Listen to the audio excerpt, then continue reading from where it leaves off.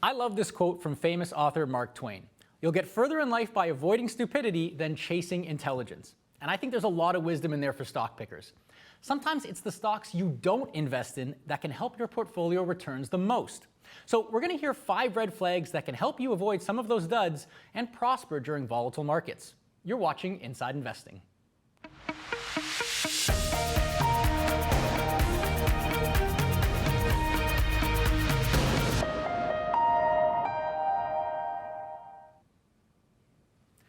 Hello everyone, welcome to another edition of Inside Investing, the show that helps you level up your financial knowledge and sharpen your investing skills. Presented to you by TD Direct Investing, named Canada's best online brokerage by the Globe and Mail for a 3rd straight year and counting. I'm your host, Rob Moise.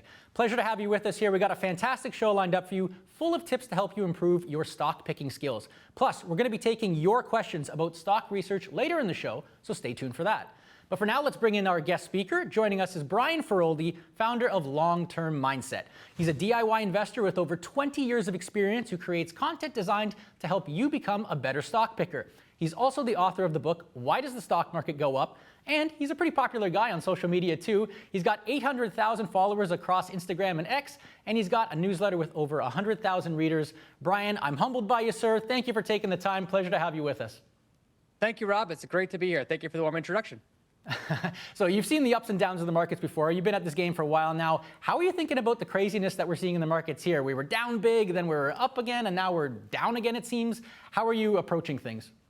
Yeah, I've lived through a couple of these periods over the last 20 years when I've seen stocks just go haywire for short periods of time, where you see enormous down days followed by enormous up days. This happens during all crises. So this happened during the COVID crisis. This happened during the 2008 financial crisis. And this has happened in miniature in several corrections in intervening years. So if you're an investor in the stock market, it is guaranteed that you will live through a period like we are right now.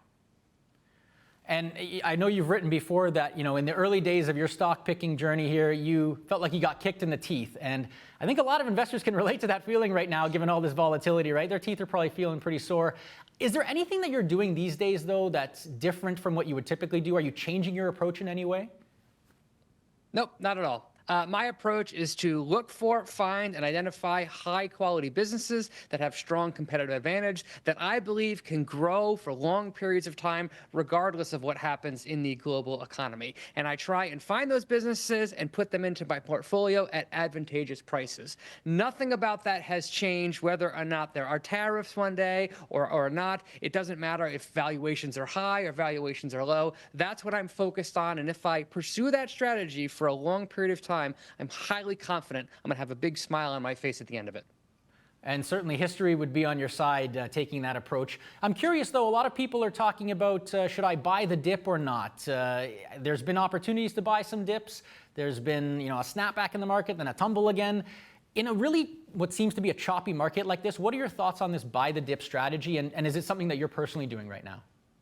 Totally depends on what type of investor you want to be. For 99% of investor, I'm a huge believer that all they need to do is dollar cost average into broad-based index funds for long periods of time and call it a day. That way you don't have to pay attention to the news. You don't have to worry about, is right now a great time to get in? You're continually buying at market highs and market lows. And over the long term, you will earn the market's average return, which has historically been near 10% annually. Now, whether or not you choose to get more strategic by building up cash positions when valuations are high and putting capital to work when valuations are low or we experience market chaos, that is a strategy that can work out so long as you have a system in place to do it effectively. Because it's very easy to tell yourself that you're going to buy the dip. It's another thing entirely to actually do it.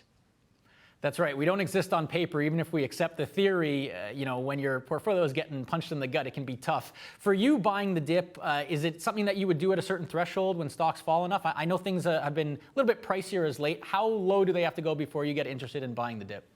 So I'm continually adding money to the markets through my retirement fund. So I'm dollar cost averaging there. Aside from that, with the capital that I have invested in individual stocks, I'm always adding cash to my portfolio. And when I see prices on high quality stocks that are attractive to me for the long term, that's when I will strategically buy them. The problem is, over the last 18 months or so, valuations across the board have been fairly high. So like Warren Buffett, I've been in cash building mode for more than a year now. So this recent market volatility has me excited that we might reach prices that are once again attractive.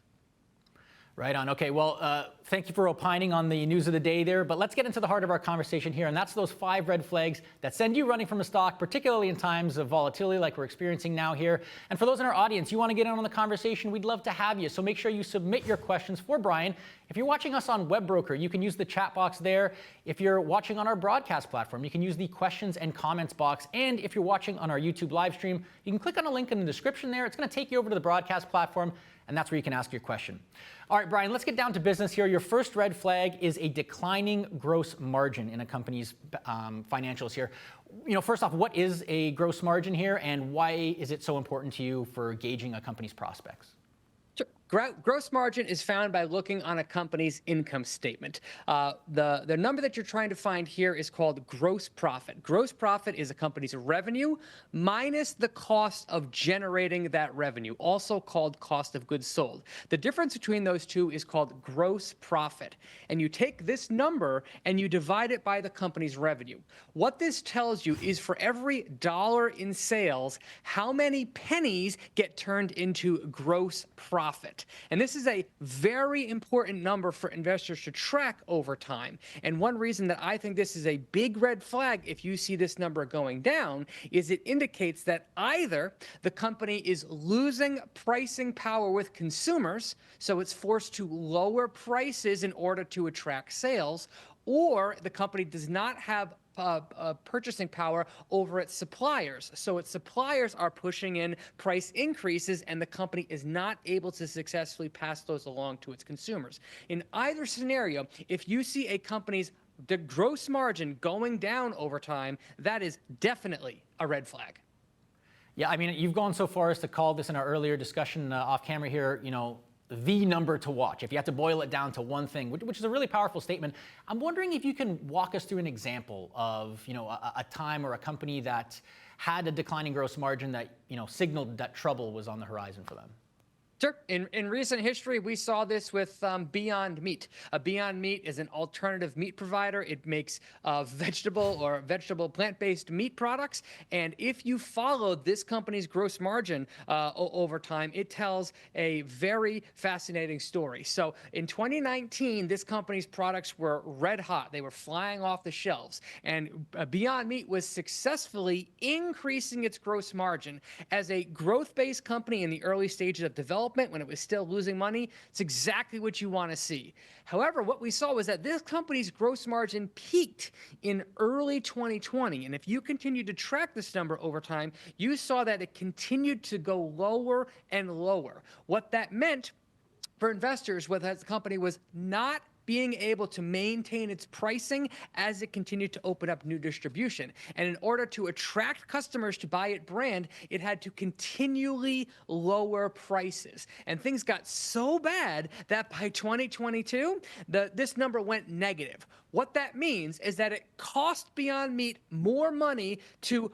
produce the product than it got from consumers from buying the product. So the company was losing money every time it sold the product, let alone all the other expenses that the company has taken off. So this is a clear sign to me that Beyond Meat has no pricing power with consumers and that it's in a race to the bottom industry when it comes to pricing. That's not what you want to see at all.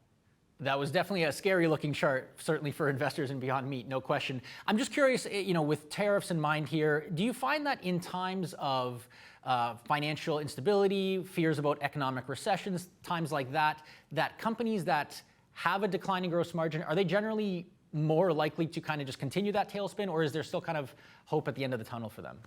Yeah, so there's always caveats that need to be looked into further, especially with the tariffs that are on there. That might cause some companies' gross margins to dip temporarily, but great companies will be able to rejigger their pricing, renegotiate with suppliers, and get their gross margin back up to where it's historically been. If the company is weak and it does not have that power over consumers or suppliers, then its gross margin might be permanently impaired. So I will give a lot of companies a grace period over the next, say, 6 to 12 months as those tariffs come in to see how it affects their gross margin. But over the long term, great companies will maintain their gross margin, bad ones will have it permanently decline. Okay, so gross margin is one to watch. Let's move on to your second red flag, though. And this one is when a company relies really heavily on some kind of outside market force to drive its business. Can you give us some examples of what those outside forces might be and why you think this is problematic? Yeah, business is hard. There are so many things that you need to get right as a company. As an investor, I don't also want to depend on luck to go right for that company to work out. A real simple example. Let's pretend that you invest in a gold company, a company that mines gold for a living. Well, that company's future, financial future, is going to be directly tied to the price of gold. And the management team of that company has no impact, no ability to raise their prices or lower their prices. It's purely based on market prices. So that gold company is highly dependent on an outside force, the price of gold, for it to be successful. Now, that company might be operationally excellent, but if the price of gold declines over time, that company is going to be a failed investment. So if I'm analyzing a business and I see that it's heavily reliant on a market price, like a commodity price, or it's heavily reliant on interest rates, or if it's heavily reliant on a strong economy or some factor that is completely outside the company's control, that to me is a red flag. And for me individually, I pass on those investments. I was going to say, sometimes those cyclical businesses can do really, really, really well and be really attractive opportunities. But you, as someone who's focused like on the fundamentals and pure long term, it's just not something that you're interested in? Yeah, exactly. I'm not interested in companies that don't control their pricing. And to your point, you can do fabulously well with those businesses if you either time them right, so you buy them when the commodity price is low and then sell it when the commodity price is high. If you're able to do that with the commodity price, you can certainly do very well with those companies. For me, I'm looking for companies where I don't have to think that hard and I don't have to get lucky with the commodity price going well. I want to buy companies that are in full control of their pricing, and if they execute well, can grow and grow and grow for years without relying on some outside force. Mm-hmm. Now, of course, nobody knows what's going to happen in the future here, particularly with all this tariff craziness that's going on here. But I'm curious to take a peek inside your crystal ball here. Would you say that, in your opinion, the economic and the financial market trends right now are moving in a direction that would be, disfavorable to a cyclical type kind of business like you've been talking about, or more favorable? Wow, that totally depends on the industry in particular, and I'm not super knowledgeable about the deep impacts of the tariffs related to commodity prices. That's not something that I've thought through. If I had to guess, as a general statement, I would say that tariffs will lead to inflation. Inflation is generally good for commodities, so that would be a net positive in the long term. But there's lots of factors that could cause that analysis to be wrong. Mm-hmm. Okay, well, appreciate you giving us a peek in the crystal ball there in any case. We got a lot more to get to, but before we continue, I just have a quick question for our viewers. Do you like free stuff that can help you become a better investor and level up your investing skills? Well, then check this out. The TD Ultimate Investor Contest is officially live. Canadians can enter today for a chance to win a black iPhone 16 with 128 gigabytes of storage, a check for $500, a book kit featuring 5 educational books on investing, and a 1-hour private Q&A educational session with a TD Direct Investing Education Manager. To enter, visit the TD Direct Investing Facebook page, follow TD Direct Investing, and like the TD Direct Investing contest post dated March 24, 2025. You can also gain a second entry by following TD Direct Investing on Instagram and liking the TD Direct Investing contest post dated March 24, 2025 there as well. There's a limit of 1 entry per entrant per social platform. The contest runs until April 22nd, 2025. Scan the QR code for full contest rules and details. All right, make sure you get your entries in. Not too much time left in that contest, so take your stab at those great prizes. All right, Brian, let's keep things rolling along here. Your third red flag on your list here is when a company reports any sort of accounting irregularity or they need to restate their financial statements for some reason. Why does that send you running for the hills? Well, if I'm going to make an investment, I'm making that investment based on the numbers that have been given to me and the numbers that are published with the SEC. If it turns out that the numbers that I was basing my decision on were wrong, then I'm just going to run for the hills in that company. There are thousands of publicly traded companies out there that never have any accounting irregularities. So if I find one that does, why would I waste my time studying that business when there are thousands of other companies where I can trust the financials? What about a situation where, the management team changes and, there's a changing of the guard, so to speak? Does that change your mind at all, or you're still just not interested? Potentially. They would have to be a very attractive business or one that was widely publicized and well known. If it was like Google or Apple or Amazon and a new management team came in and they said, we're going to change the reporting of it, or it turns out that some minor thing related to an acquisition needed to be stated, I would be very lenient. But if it was a startup company or a company that was losing money or a company that wasn't established itself and it reported that its financials could not be relied upon, I would just write it off permanently forever. Mm-hmm. Now, obviously, a lot of investors don't try to get into a situation where there's some kind of irregularity, but let's say you held the stock and then they needed to restate their financials. What would you do? Would you sort of immediately sell out of it, cut your losses there, or would you hold on, hoping for some kind of a turnaround before exiting the position? Yeah, as I said, just like with the last one, investing is hard. Doing business is hard. I want to remove as much luck as possible from the chances of me reaching my financial goals. Sure, I could get lucky that the financials get restated positively or that a new management team comes in, but that is, generally speaking, not a risk-reward profile that would be attractive to me. Mm-hmm.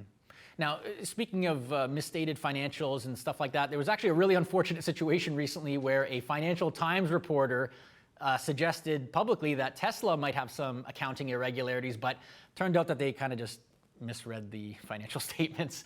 Not to bag on that report or anything like that, but I can see DIY investors saying to themselves, well, geez, I don't want to make the same mistake. So in your estimation here, Brian, what did this reporter do wrong? Where did they falter? And how could another investor avoid making that same kind of mistake? Yeah, I think that reporter pointed out that Tesla was, quote unquote, missing $1.4 billion in property, plant, and equipment. So it was essentially accusing Tesla of making a $1.4 billion accounting error, when in reality, that financial reporter didn't understand the concept of depreciation and the fact that assets lose value over time, and that value needs to be written off on the financial statement. So he simply, this reporter looked at the financial statement, said there's $1.4 billion difference here that doesn't add up, and never actually looked and checked the cash flow statement to see if that was written off as depreciation, which it was. Moreover, when it comes to really big companies, we humans have a hard time understanding just how gargantuan some numbers can be. A $1.4 billion write-off mishap sounds like an enormous deal, because that is a lot of money in absolute terms. But even still, $1.4 billion is tiny when compared to the $70 billion in property, plant, and equipment that Tesla actually has on its books. This same mistake can happen when you see something like Mark Zuckerberg sells $50 million worth of Meta stock, thinking like, oh my God, $50 million, when in reality, a number like that would be less than 0.1% of his actual holdings. So if you see a big flashy number, especially with a controversial name like Tesla, always give it a closer look. Okay, well, thankfully for DIY investors, their mistakes, which we all tend to make along the lines here, aren't as public as that reporters were, unfortunately. In any case, let's move on to your fourth red flag here, and that's a deteriorating economic moat. So for the uninitiated here, what is an economic moat, first off? And can you give us some examples of what they look like and why you think having a wide moat is so important? Yeah, this concept was popularized by Warren Buffett. A moat is something that protects a business's profits from the forces of capitalism. So it's an innate characteristic of the business that keeps customers loyal to that company. Some examples of moats could be something like a network effect, which companies like Meta benefit from. It could be switching costs, which a company like Adobe or Autodesk could take advantage of. It could be low-cost production, which big players like Walmart and Costco take advantage of. And it could be something like a brand name, which companies like Apple and Tiffany's lean on heavily. So they are innate characteristics that are inherent in the business that cause consumers to choose that company's products or service instead of a rival's. Moats, when you're analyzing individual businesses, understanding the source of the moat and the direction of the moat is absolutely essential to making a good investment. If that company doesn't have a good moat protecting it, you can be sure that competition will eventually enter and compete away the company's profitability. So learning to analyze a company's moat is critically important. And when I'm analyzing a company, if I get the sense that a company's moat is under attack or its moat is weakening over time, that is a serious red flag that would cause me to reconsider that investment. Now, you've talked about before how it's very difficult to assess a moat in real time, and particularly whether one is like kind of slipping away here. What do you like to do to kind of get your head around the strength of the moat, I guess? And maybe there's an example that you can give us, maybe of one where the moat was falling apart in real time, and then maybe another example where its demise was maybe greatly exaggerated. Sure. So an example of a company whose moat was recently demolished would be Blockbuster. Once upon a time, humans went to movie stores to rent movies, and they would pick them up. And Blockbuster's moat was its brand name, but more importantly, its network of stores. You want it to be as close to the customers as possible in order to get them movies conveniently. And they also made a lot of their money off of late fees on their business. Along came Netflix, which pioneered a brand new way to get movies to consumers. It was through the mail initially, shipping DVDs through the mail. And that completely negated Blockbuster's advantage of having these stores, because all of a sudden the store was your mailbox, way closer, way more convenient than anything Blockbuster could have offered. Now, if you were an investor in Blockbuster, you were definitely aware of Netflix's existence, because it took the company several years before it started to significantly impact Blockbuster's revenue. But once you got the sense that Blockbuster's revenue was declining, or at least not growing as fast as it was, your spidey senses should have been going off that Netflix was a serious threat, and it was deteriorating Blockbuster's moat. What about on the flip side of things here? Because, I've already shed my tears over Blockbuster closing. Big part of my childhood was renting movies here, but that one's in the past. What about the flip side of that conversation, where a moat is strong, people think that it's deteriorating perhaps, but it's actually not that bad? How do you suss that out?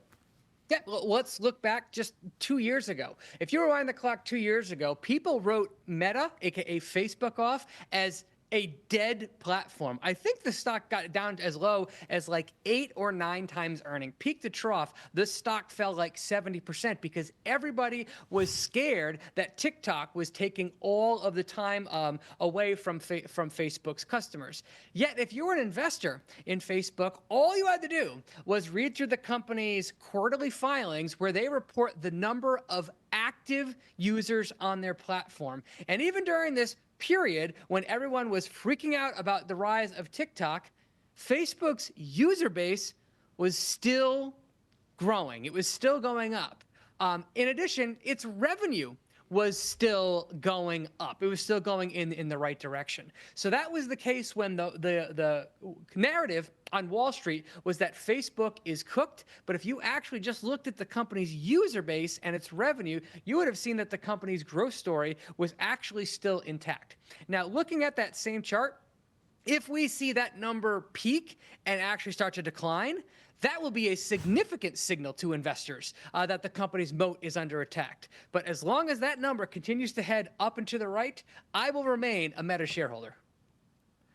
Right, and it sounds like, again, those answers can lie in the fundamentals of the company, the financial statements there. That's where all the goodies are found, right? That's how you like to do things. Exactly. Diving deep into the numbers and really understanding what are the core drivers that will make or break the investment. Awesome. Okay. Fifth red flag here on your list, the last one here. It's when a business is overly reliant on a single customer for its revenue. Why do you think this can be such a risk for a business and, by extension, its investors? Yeah, when a company, publicly traded companies by law have to disclose if they have a single customer that is more than 10% of their revenue. This is a really key thing for investors to check, because there is the case when some companies, even large ones, are highly reliant on a single customer for the vast majority of their revenue or even their accounts receivable. This is a problem because that means a single decision by a single entity could wreak havoc on the company's business and the business model. And it doesn't matter the reason why that relationship deteriorates. It could do for any reason at all. If that big customer decides to take its business elsewhere, that can blow a hole in the thesis for a company. Okay, you got really excited there. Not that we want to be gluttons for punishment, but is there like a famous example that you have for us that you could share of this kind of being a factor that really did in a company? Yeah, so a couple of years ago, there was a company called GT Advanced Technologies, and they made the glass that goes on top of the iPhone, the front cover glass that was very super strong. And they had a strong relationship with Apple. They were built into the iPad, they were built into the iPhone. And if you dug into their numbers, you actually saw that 80% of their sales were related to the iPhone. So what happened eventually, and when the red mark when the chart goes straight down, is that Apple decided it was no longer going to use that technology and it was going with a different supplier for that glass. So overnight, one decision by one customer caused the business model to effectively break apart and investors experienced a catastrophic loss. Now that is an extreme example of what we can see, but this is why I don't want to be invested in a company that is hugely reliant on one customer for the vast majority of its income. It's simply a very risky proposition that I want nothing to do with. I have to say that's the sharp red decline that we saw on that chart there looked a little too familiar from some other charts I've been seeing recently here. 80% though from one company, that's almost like a comically high level here. But is there a threshold that you don't like to see that you will make a company less investable to you if they have a certain amount of customer concentration? What's that line for you? Yeah, personally, that line for me is roughly 20%. If 20% of a company's revenue is dependent on a single customer, that's when I start to get a little bit nervous. It should be noted that it's fairly common for small, fast-growing companies to have this concentration problem. Maybe they have one distribution outlet, or maybe Walmart is a major distributor for them. So in those cases, I'm more lenient with customer concentration being an issue, under the assumption that as that company continues to grow, this issue diminishes over time as the company diversifies its revenue and its customer base. So I'm more lenient with startups than I would be with a mature dividend payer. Okay, so you're watching the numbers closely there. Really appreciate you sharing those 5 red flags with us, Brian. Fantastic stuff here. Just a quick question for our audience before we continue here. Are you enjoying the show so far? If you are, make sure to follow TD Direct Investing on our social handles. We're on YouTube, we're on Facebook, we're on Instagram. You see the QR codes up there on the screen here. Give them a scan. You can see upcoming show previews and all kinds of other content designed to up your investing knowledge. So make sure you check them out when you have a minute here. All right, Brian, I want to move on to another segment that we like to call Hits and Misses. And this is where you share lessons from some of the decisions that you've made, good and bad, throughout your investing career here. So, in honor of the markets being in the red today, let's start with one of the biggest mistakes that you've made and what you learned from it. Oh, I've made all the classic mistakes myself, but I would say the biggest mistakes that I've made by far all contain the same word: sell. I have an unfortunate history of selling early several mega winners. As an example, I owned Microsoft in the year 2009 for about $19 per share. If you looked at Microsoft stock recently, you know that it's well over $400 per share the last I looked. I have not benefited at all from those 20-plus bagger gains that we've experienced in Microsoft because I sold all of that stock at $24 per share. I was in a rush to book a short-term profit on Microsoft, and I was not valuing the company and the value of the company's long-term potential the right way. And I wish it was just Microsoft that I did this with, but I sold Activision Blizzard at $14. That got bought out by Microsoft for, I think, $75. I sold Dexcom for $7. That is currently traded over $300 per share. So when you buy a future mega winner and you sell it early, that's by far the biggest wealth destruction mistake I've ever made. It reminds me of a story that a colleague of mine who used to work on Bay Street here in Toronto said. She said, Apple was my best and my worst trade. Great because she bought at a great price. She sold it at a price that turned out not to be so good. Anyway, we learn from our mistakes here. What about one of your biggest investing successes and what you learned from it? Yeah, so one of my biggest winners of all time is Netflix. Netflix has just been a sensational market performer for a long period of time. And even when I bought it, I didn't even understand the long-term potential of it. When I first bought Netflix, if you were to tell me that 10 plus years in the future, Netflix would be bigger than Disney, I wouldn't have believed you. But that is exactly what has happened. So I was lucky enough to get in on Netflix early enough, although I was not early to the investment. I think when I first bought Netflix had already been public for over a decade. But I held on to Netflix, and that included through some extremely trying times as an investor. At one point, they tried to split the business in two, and they tried to call their DVD by mail business Quickster, and social media was outraged. They said Netflix is raising prices like 60% on us, and peak to trough, Netflix's stock fell over 80%. And despite that happening, I did not sell. It entirely recovered, and then it continued to multi-bag from there. So this is a key lesson to understand about even the best stocks that you own. You are guaranteed, the best stocks that you own, the best investments you'll ever make, are guaranteed to fall by more than 50% during their lifetime. And if you don't have the vicissitude to hold during those periods, you won't earn the returns that you deserve. So you were rewarded for the high conviction there. That's awesome to hear. Thank you for sharing those experiences with us, Brian. I want to move on to another little segment we have here. I like to call it hot takes, all right? We've heard a lot of interesting perspectives on the program in the past. I want to bounce some of those ideas off of you, see if you agree or disagree, and sort of your rationale why. So our first idea here comes from DIY investor Daniel Pronk, and he explained why he doesn't like to use PE ratios when evaluating investments.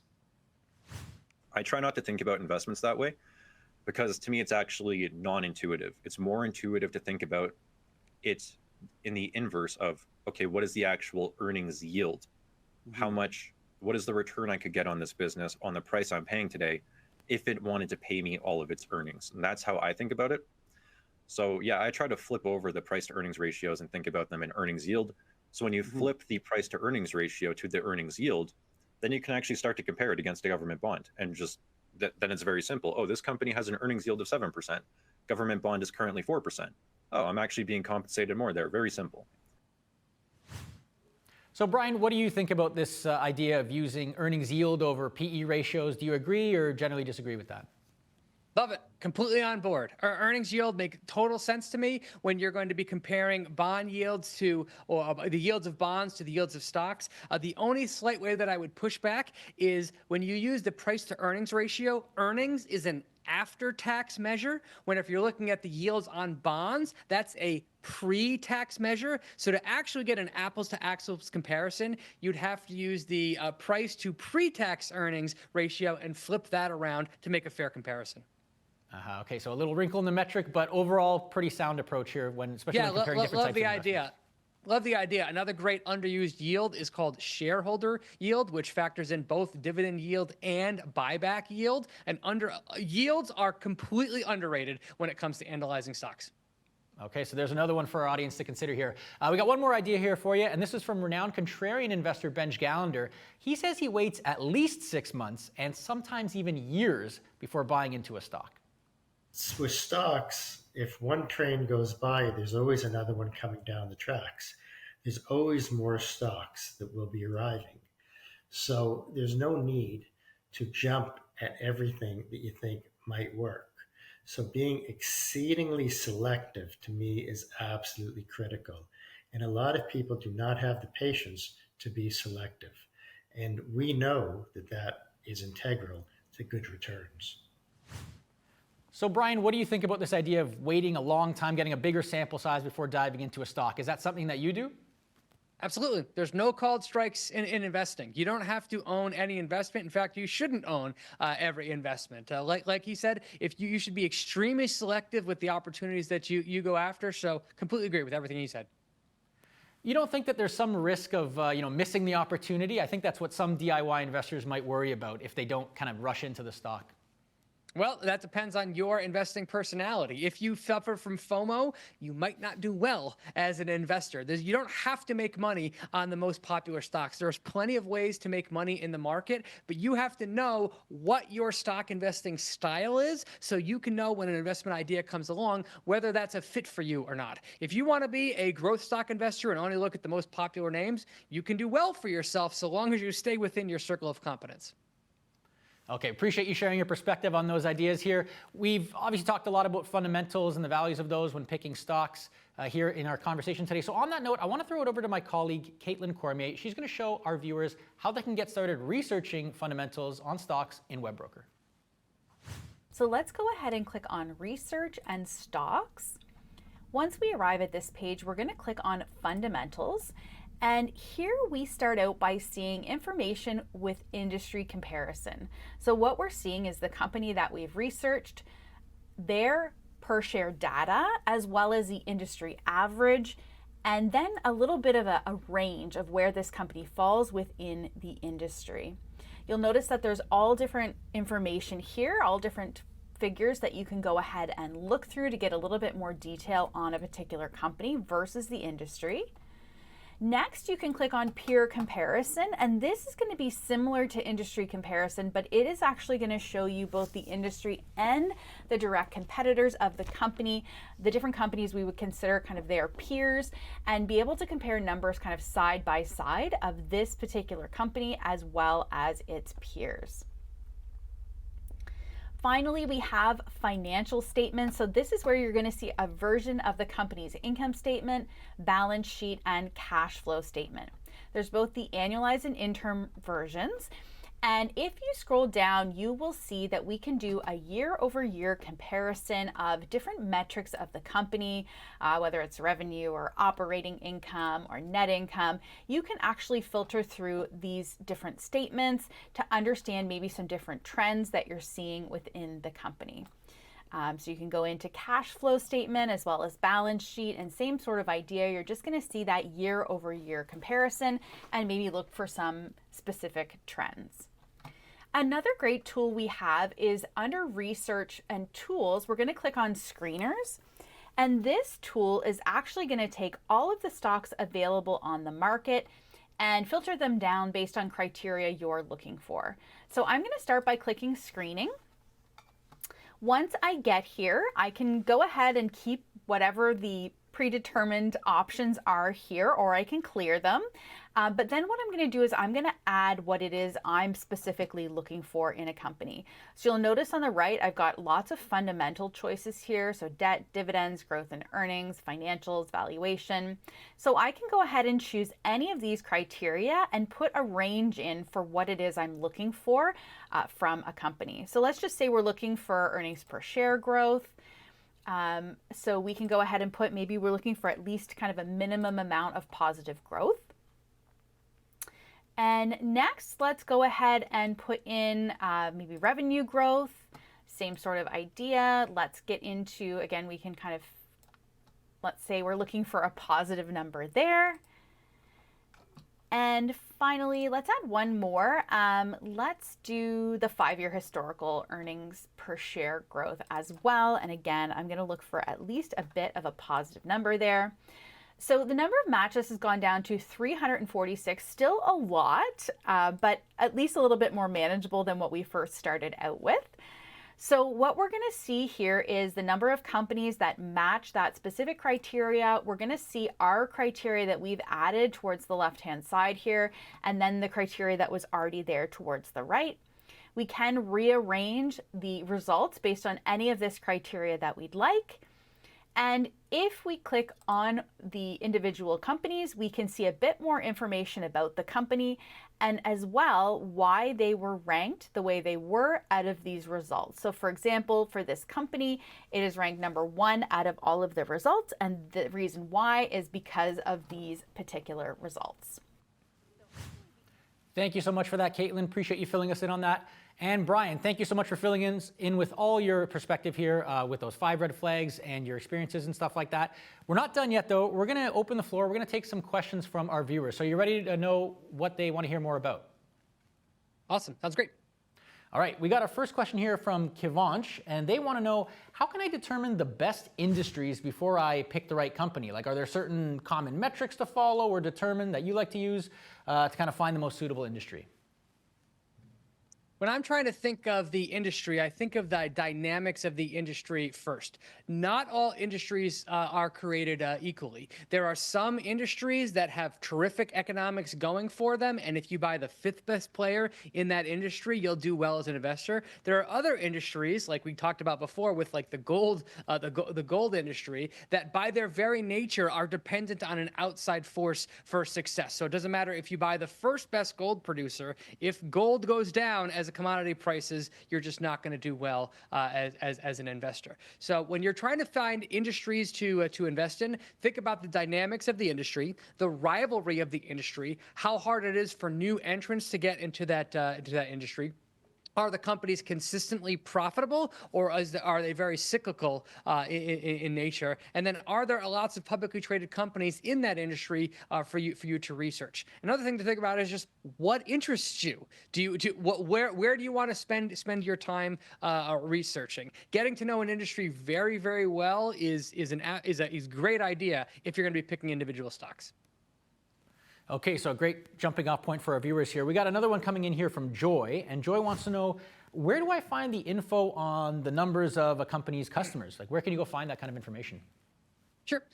They're in SEC filings. They won't tell you the absolute number of customers that a company has, although some of them do. But if a company has a customer that makes up more than 10% of their revenue or more than 10% of their accounts receivable, or in some cases, if a company is highly dependent on one source for marketing, like Google is often listed as the #1 source of a company's marketing channel, or Meta from an marketing perspective, they do have to disclose that in SEC filing. So in the United States, you go to sec.gov, type in the company's ticker name, pull up the annual report, also called the 10K, and it's in there. Yeah, the Canadian equivalent of that is SIDAR here in Canada, so you can search that up online and find that stuff. Deborah's got a question here. Deborah wants to know, how could you have prevented selling early? Like, what is your view from hindsight? Like, tell us a story, Brian, of like how you could have maybe done something differently to help yourself out there. Yep. So as a general statement for yourself, I have set up rules that make me extremely resistant to selling companies.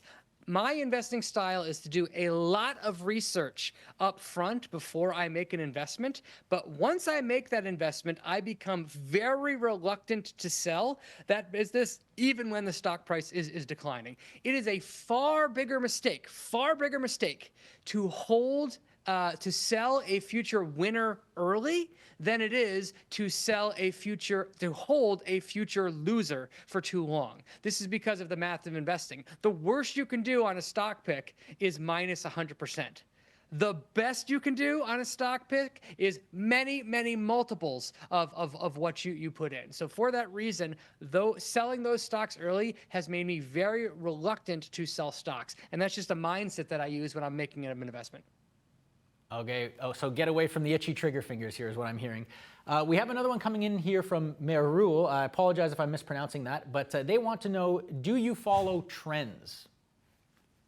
Of course. Yeah, trends are extremely important. Totally depends on what you mean by the trend that you're talking about. But trends with consumers, how consumers are shifting their wallet, that's very, very important.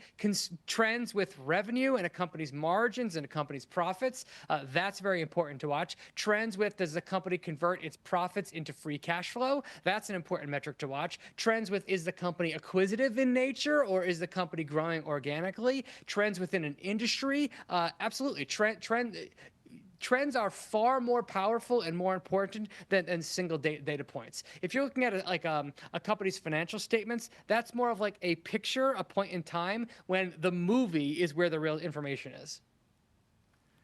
Okay, so fantastic insights there, Brian. Really appreciate you filling us in on that. That's all the time we have for the Q&A, and that's all the time we have for the show. Really awesome to have you on board here. Really appreciated your perspective here. So thank you for joining us. And for our audience too, thank you for tuning in as well. And make sure you tune in next Thursday at 2 p.m. Eastern. We have DIY investor power couple, Steph and Den, joining us on the show. They're going to share how they've boiled their portfolio down to just one ETF and why they're still feeling confident in it despite all of this market volatility we're seeing here. For now, though, that's all the time we have. Thank you, Brian. Thank you to our audience for joining us in here. For everyone at Inside Investing, we appreciate you taking the time, and we'll see you all next time.